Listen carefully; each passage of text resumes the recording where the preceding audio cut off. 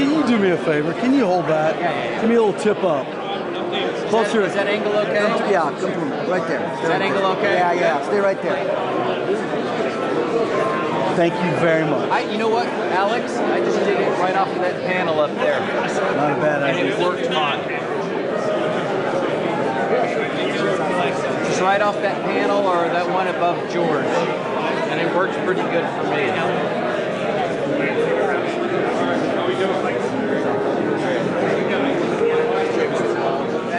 Yeah, I'm gonna go with this. This is pretty good. Okay. Oh, that was good.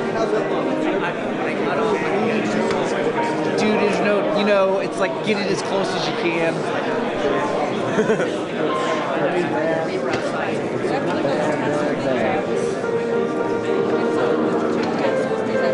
That makes sense.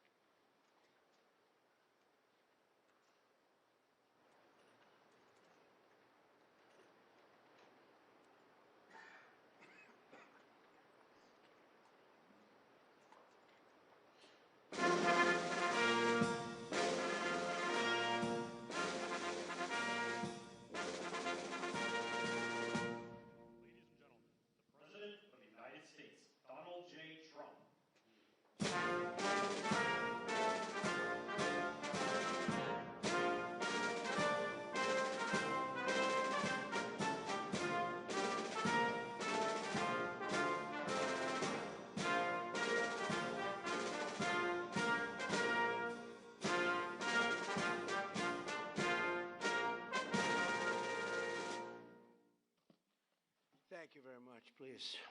Thank you. I want to begin by just saying we're doing extremely well in Iran. The difference between them and us is they had a Navy 2 weeks ago. They have no Navy anymore. It's all at the bottom of the sea. 58 ships knocked down in 2 days. And we have the greatest Navy anywhere in the world. It's not even close. So, but we are doing really well. We're not going to let them have nuclear weapons, because if they had them, they'd use them, and we're not going to let that happen. Should have been done a long time ago by other presidents. So it's an honor to be here. This is fun. And these are great athletes standing behind me, great coaches, general managers, great people, and a great superintendent. Hello, superintendent. We only put our finest as these superintendents for these great schools because we don't want to have somebody that they don't look up to. We take our best, and they're really amazing. For the second year in a row, it's my great honor to officially present the Commander-in-Chief's Trophy to the one and only Navy midshipman football team with 11 wins and 2 losses, playing the best teams in football. I used to always think of the military services, they played like a little step below. It's not true. They played the big teams and they beat them.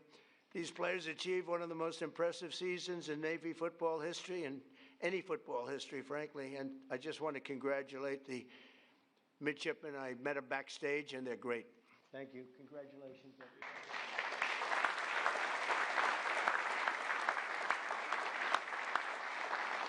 You know, when I mentioned the Navy that we just destroyed, I said, "Are they good ships?" "Yeah, they're great ships."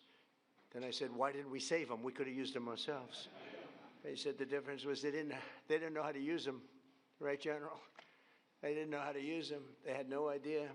But I want to recognize Navy Athletic Director Michael Kelly, who has just done an incredible job. Thank you very much. He looks like a Kelly.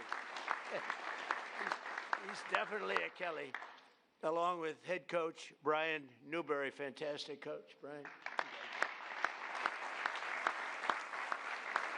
He's off to the second best start for any football coach in school history. What's second? Who's first? It's pretty good. That must have been a Roger Staubach year, maybe, or something. Because I tell you what, I got to watch Roger Staubach, and he was something. He was like, I had to say, I've said it, and some people were insulted by it, but it was like a man playing with children. He would single-handedly win those games. It was incredible. Thanks as well to your superintendent, Lieutenant General Michael Borg-Schulte, who is an accomplished Navy linebacker, a very good one, back in the day. We're also pleased to be joined by Secretary of War Pete Hegseth. Now, I don't know if Pete's here because I actually told him he had an option, be in the sit room, you know, the famous situation, or be up here. And if it's okay, I told him, but I think he has 2 very beautiful sons up here, to the best, Boone and Jackson. Are you 2 guys? Well, I told your father, just be in the situation room. We're okay with that, right? I think so, right, Coach? Coach, I think you're okay. So Boone and Jackson, someday you'll be on this team maybe, right? Would you be on Navy, Army, Air Force? Which one? Take Navy. Just say Navy, okay? I don't want to get them in trouble. And your father's doing a fantastic job. And also the chairman of the Joint Chiefs of Staff, Dan Kane.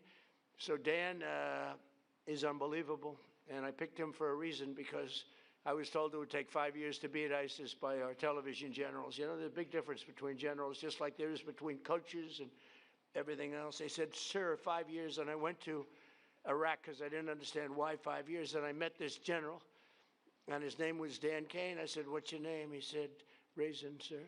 I said, "Really, Raisin? What is that?" "Raisin." "Oh, it's just my nickname, sir." "What's your last name?" "Kane." I said, "Your name's Raisin Kane? I love you. You're the guy I'm looking for." And it turned out to be right. So they told me it was going to take 4 to 5 years to knock out ISIS. And now I'm in Iraq. I come down, I meet him, some other generals. He was the boss. And I said, "How long would it take for you to knock out ISIS?" He said, 4 weeks, sir. I said, 4 weeks? They tell me 4 years, maybe 5. He said, "Well, whatever they want, sir. They're the boss. I'm just here. But you can do it in 4 weeks, sir. And you'll have time left over. I said, you got to be kidding. And he explained, and we went through a whole big thing. Well, nobody in this room would be bored by it. Actually, you'd like to hear every word. I tell you every word of it. But bottom line, I said, let me go back. But as I'm leaving, it was very interesting. I'm walking down the stairs, long fight.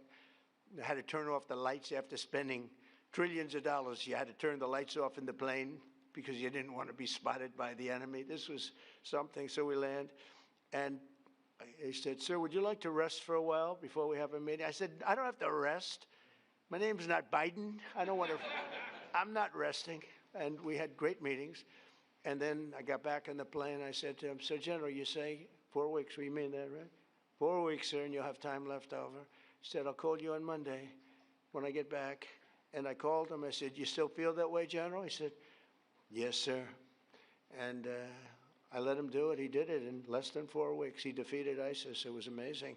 What a difference. You know, I always say, what a difference the president makes. The border. They said, it can't be done without Congress. It will take years. We did it in about 3 weeks. We have a border that's now 9 months in a row. Nobody's come into our country illegally. I'm not even sure if that could be right.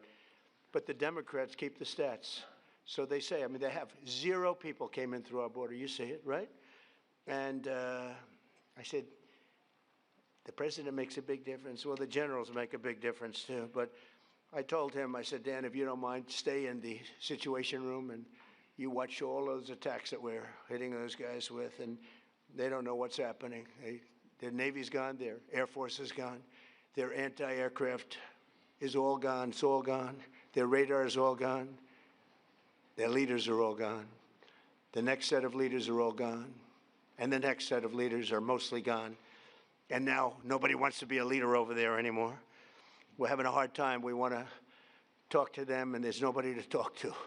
We have nobody to talk to, and you know what? We like it that way. And we have many other distinguished members of the United States military, but I want to tell you, Hegseth is doing a great job, and Raisin Kane is doing a great job, as good as anybody's ever seen. Don't forget, we had Venezuela. That was the beginning where people started to see the talent. I rebuilt the military and built it, frankly, including Space Force, but I rebuilt the military in my first term.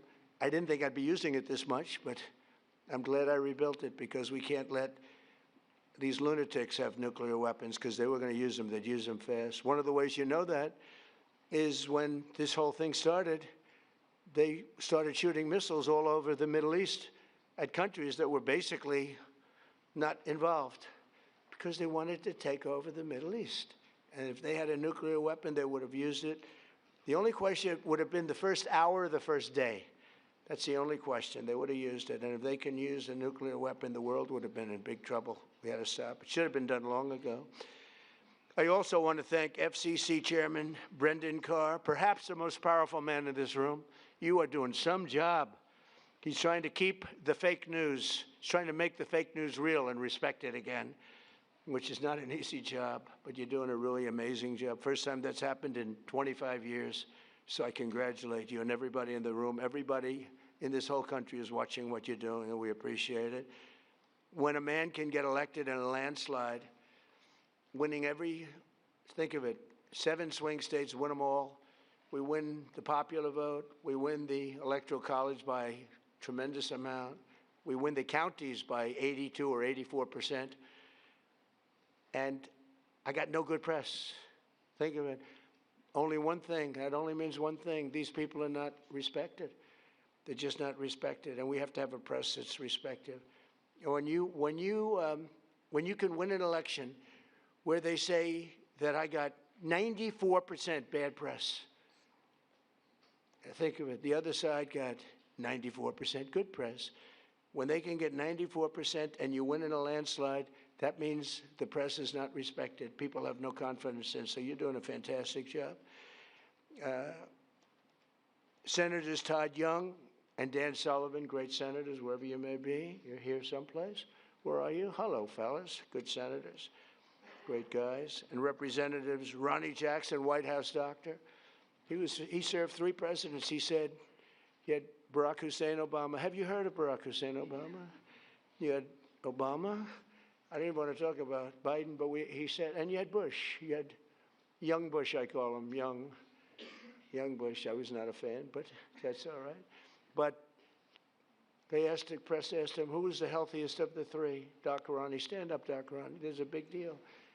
Took a lot of heat for this.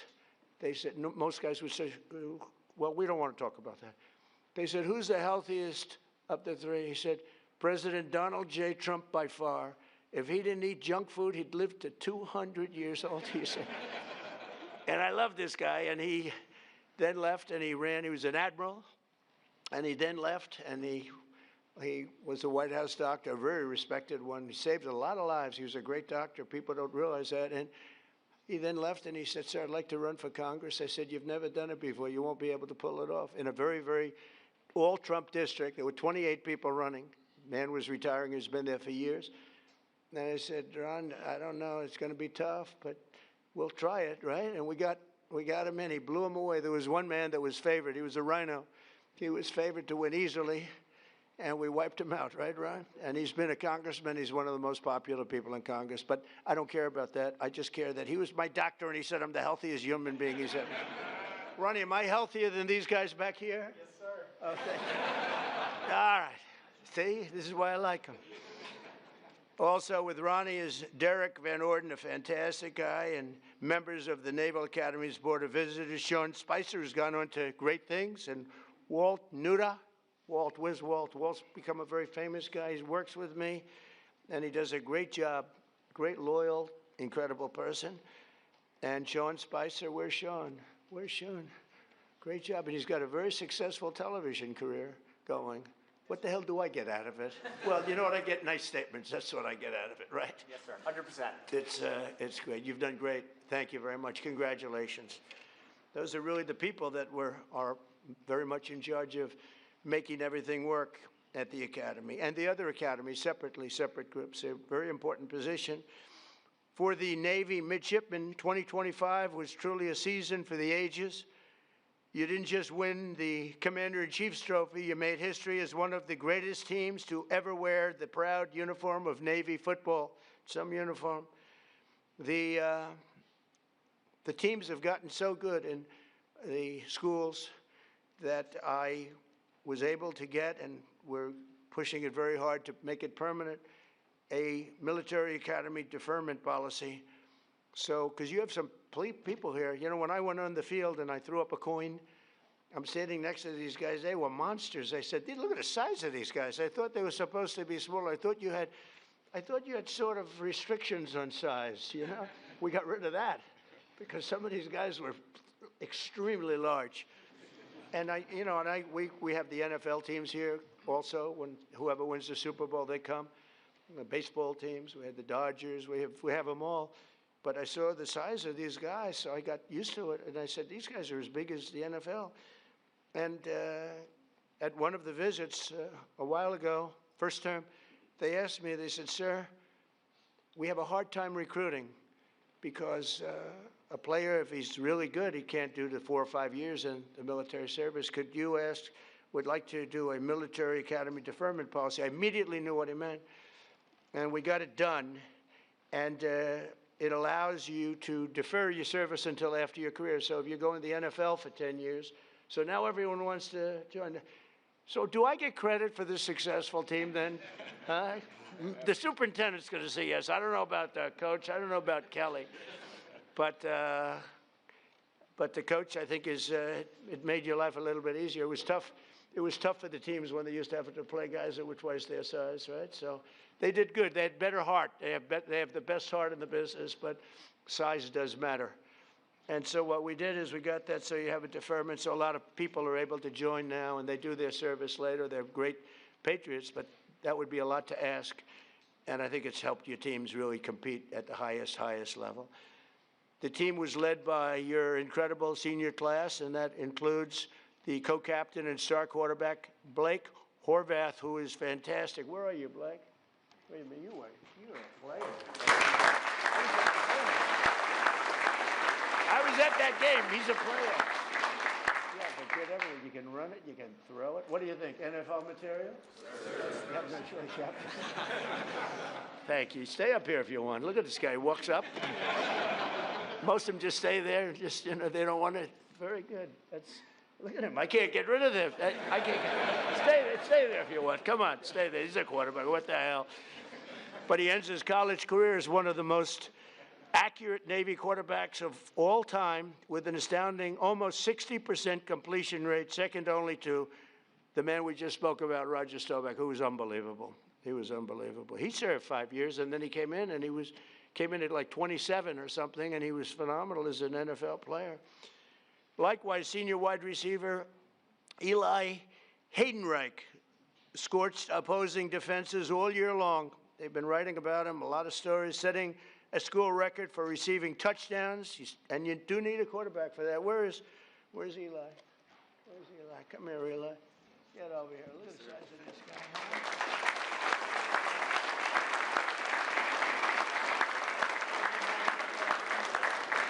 They're all saying he's got NFL.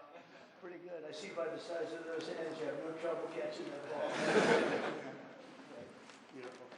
And we're going to bring them down to the Oval Office. Nobody else. We don't have room for none of all these big shots that we have here. None of the senators, none of all these people. We're going to bring them down. We're giving them a special medal, a beautiful medal, a very expensive medal that if I see it on eBay tonight, I'll be extremely upset. All right, so we're going to all march down there later. Congratulations. Thank you very much. That's good. Very nice that you say that. The whole team is pointing at you. Are you looking to go NFL if you can? Yes, sir. I'm hoping to. Okay, good. Good. That's great. I'll bet you make it. So we have Eli and setting all the school records for receiving touchdowns, earning a spot at the NFL Combine, and cementing himself as, without a doubt, the greatest wide receiver in Navy history. That is not bad. Did you do the Combine? Yes, sir. How did you find it? Were you impressed by the athletes? I was, yes, sir. Were you as good as them? I like to. Were you better? They're all saying they like you. They're all saying he's better. Good. I can see it. We're going to watch, okay? We're watching all you guys. And let's not forget one of the strongest athletes the Navy has ever seen. Oh, this is the guy I want to meet. Who was named a first-team All-American. You can't do better than that. On 5 different organizations. So 5 groups named him first-team All-American. Senior lineman and co-captain Landon Robertson. Where's Landon? Where's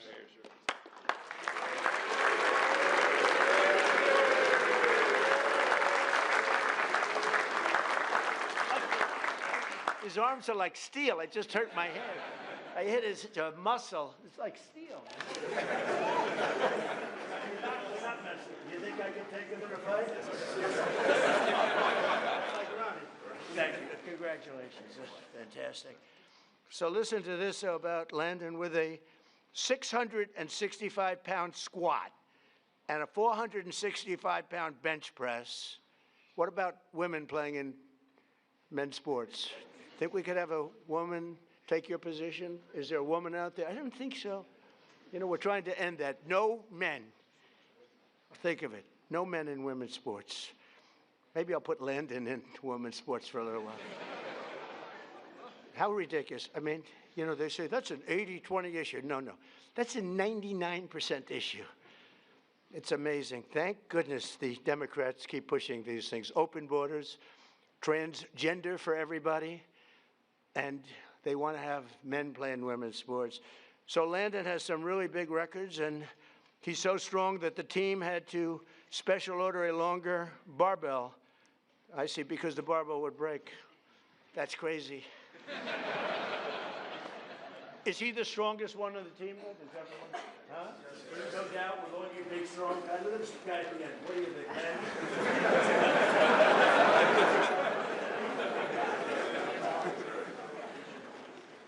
So thank you very much. We have a lot of fun at these things. I love sports, and I love athletics, and I love competition. I love competition, and these guys are champions. But perhaps no single player better represents the heart and soul of this team than your 5'9", 174. I love those guys. Those guys that are a little smaller than you're supposed to be, but they have a bigger heart than everybody on the team, right? And the other team, too. 174-pound playmaker who delivered key knockouts and blocks on opponents almost twice his size. Senior Brandon Chapman. Brandon plays selfless, relentless football. I got this from his coach. As he likes to say, quote, here's a quote, "The way I look at it, the fight's not over until I win." That's a great, that's it, right? Just keep going. And that's really the spirit of the Navy and our great sailors. Where are you, Brandon?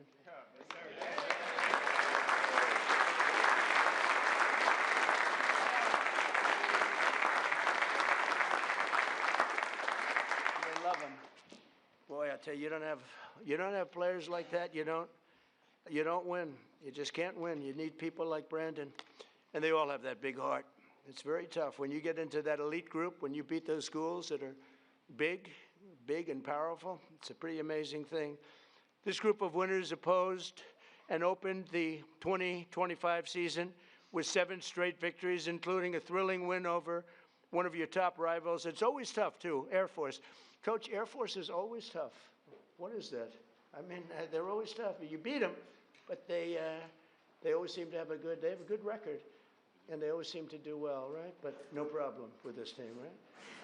What was the score you won by, Coach? Was it a close game or not that close? 1 by 3. You won a couple of close ones, but you won. Doesn't really matter as long as you win, right? So that's great, Coach. But as every Navy football player knows, you don't make it to the White House unless you also triumph over Army on that second Saturday of December, which is the whole deal. I was at that game. It was amazing. It was an amazing game. The spirit. And I have to say, they introduced Trump, the place went crazy. There were no, let's give a little boo. There wasn't a boo in the house. Even the fake news couldn't say. I've gone to games where I would say I got 97%, but there might be one person, boo, boo. They cover that person. They interview that person becomes a star. But they couldn't find any person at that game. That was some game. It was some scene in the historic 126 Army-Navy football game. And again, something I really enjoyed. I love being there. I'll be there. Coach, I'll be there. You got to be back, Coach. We can't ever lose you. You'll be back, right? Well, you better be back. Do whatever you do, Kelly. Get him signed, right? Speaking of that, and you get him signed, all right? But you battled back from a 2-score deficit to draw within 6 points in the fourth quarter. Now, I was there. It was looking not great. It was not looking great. Fellas, you know, I can't say I was rooting for you, but I did want to see that commander-in-chief deal. Is a big deal, right? And it only happens if you win, and it wasn't looking great. With time slipping away, Navy mounted one final drive, and you marched downfield, nearing the goal line after running back Alex Tesca broke loose into the secondary, which was amazing, for a huge 24-yard gain. Okay, where's Alex? Where's Alex? I saw Alex before.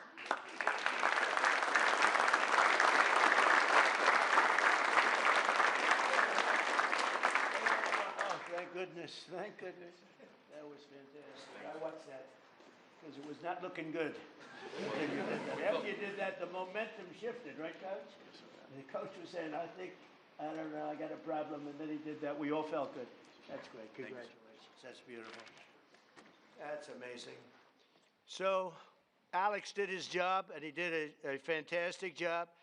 But every football player knows, every single one of them, that you don't have heart, you don't have that. You can have all the strength, like Brandon, you can have all the strength you want, but if you don't have heart, that's exactly what Alex showed, and he's another one that's known for that. Then 3 times the formidable Army defense held the line, and they really held it, making it 4th and goal, midshipmen. So it's time to do or die, right, Coach? And with 6 minutes and 37 seconds left on the clock, other teams might have kicked an easy field goal, but that's not this, Coach. Coach, did you have a call? Did you call up the superintendent and talk to him like, what do I do? Or did you just say, let's go for it? I think you said go. I think you just go for it, right, Coach?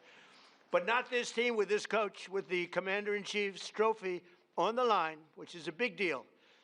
Blake dropped back in the pocket, surveyed the field, delivered a strike across the middle to Eli for a touchdown, and secured victory over Army in one of the most iconic moments in Navy football history.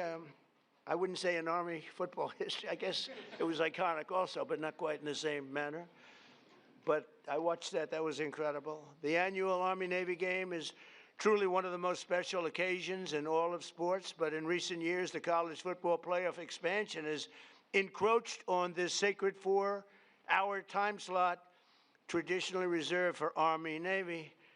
So what did I do? I went out. I don't know if I could have pulled it off. I have much more power in my second term, don't you think? What do you think? Would you say, Brendan? Much more power. First term, I don't know if I could have gotten away with this, but what did I do? I went out and said, I'm going to sign an executive order to ensure that the second Saturday in December is preserved exclusively. Nobody's playing football. Not Ohio State against Notre Dame, not LSU against Alabama. Nobody's going to play football for 4 hours during that very special time of the year in December. It's preserved forever for the Army-Navy game. Now, if you don't want to watch football, you don't have to. But if you want to watch football, you're only watching one game. You're not watching 19 different games, all of them in many ways big. So, Coach, that puts a little pressure because the whole world's going to be watching. So nobody else is going to be allowed. Of course, we'll probably get sued at some point, because we always get sued. But we win those suits, and we'll win this one. The only game that's going to be played, so we preserve that time, no matter who it is. You're playing the Army-Navy game. It keeps it special. We like it, right? Are you okay with it? Huh?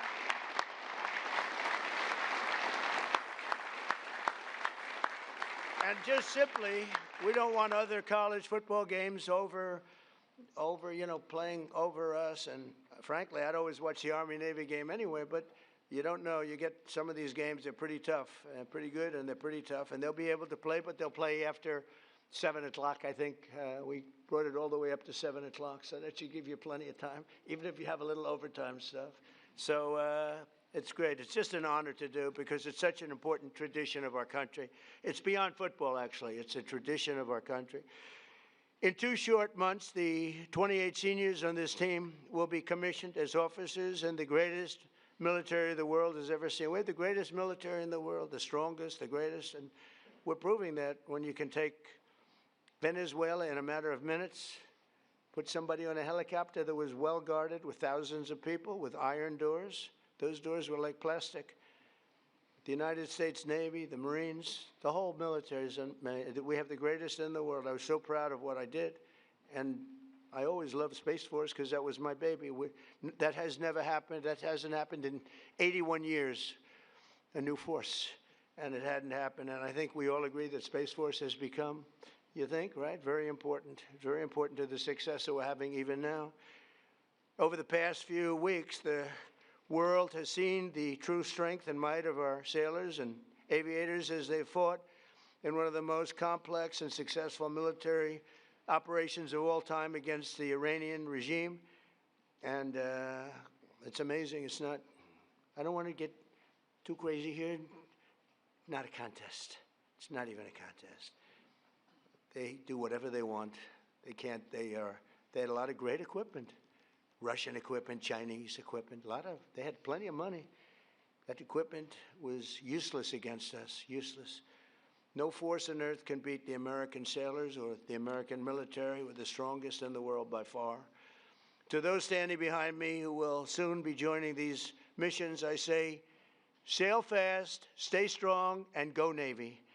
And I just want to congratulate again this incredible team on the win of this trophy. It's not often that this trophy gets presented. You have to have a very special year to get it. And I'm going to sign the executive order right now and then invite Coach Newberry up to say a few words and talk about what a great team and what great individuals they are. So, Coach, I'll sign and then you take over, okay? Thank you very much.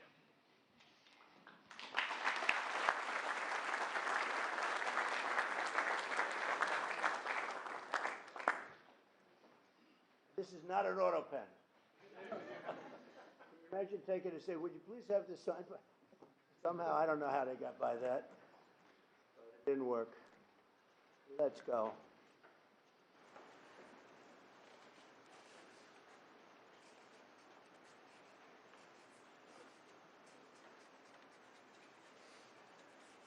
All right, it's a good one. We rate them. That's close to a 10, maybe a 10. See, fellas, you can see it first. That's pretty good, right? What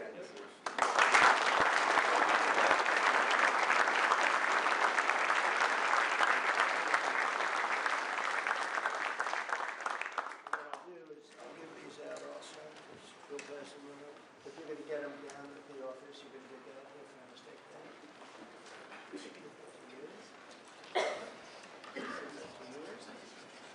Coach, take over. Thank you very much.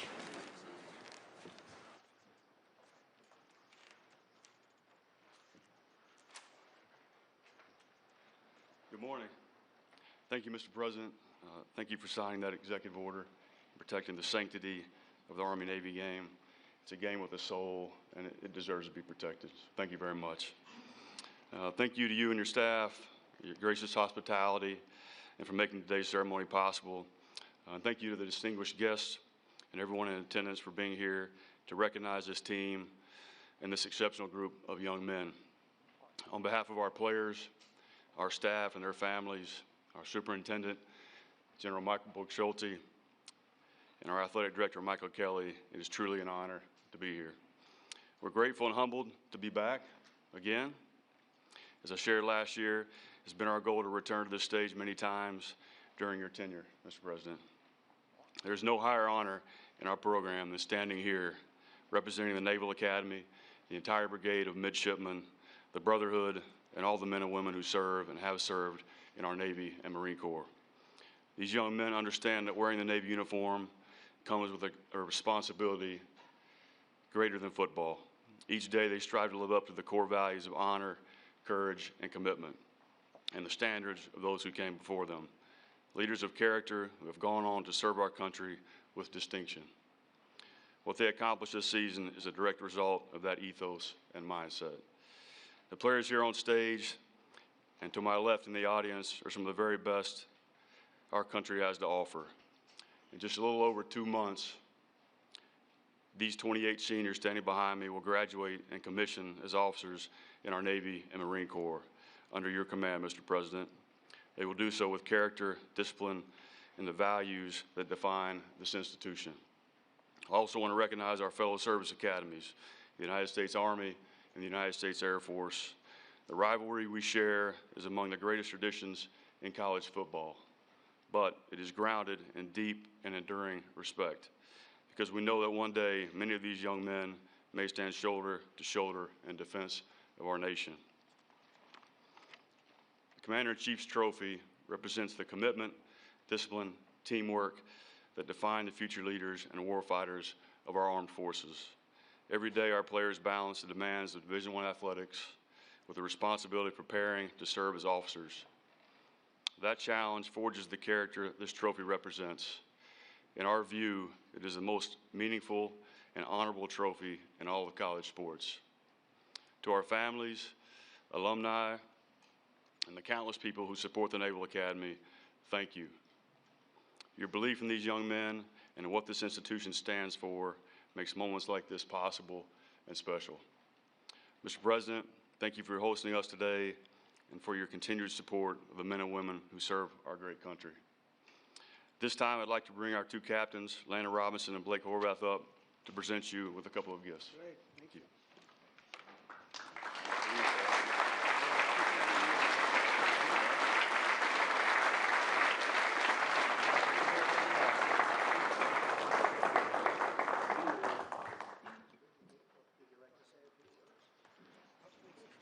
For sure. Well, first, Mr. President, it's just an honor to be here. Football, this is very heavy. I know. You got a strong neck. Like you said, well, you're the healthiest guy here, so you got the neck to do it. Yes, sir. So just want to say thank you so much for having us here. Absolute honor. And last year, I was hesitant to say it's a once-in-a-lifetime experience, right? Because I knew we'd be back this year. So I'm glad I can now say it's a twice-in-a-lifetime experience. And just couldn't have done it without our whole team here, right? Our support staff, from the strength and the trainers to all these guys and all the guys who are still at school right now in class. Thanks to all of them, and just for everybody for supporting us. And, go Navy, beat everybody.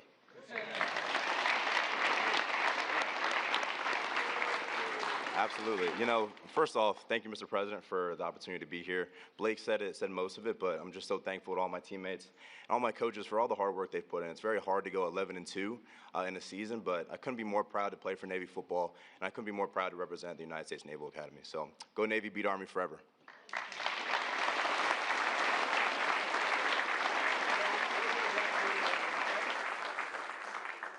See you at the Oval. Now, anybody does not want to go to the Oval, please raise your hand. See you at the Oval. Thank you. See you in a couple of minutes. Okay? We have some. Thank you, everybody.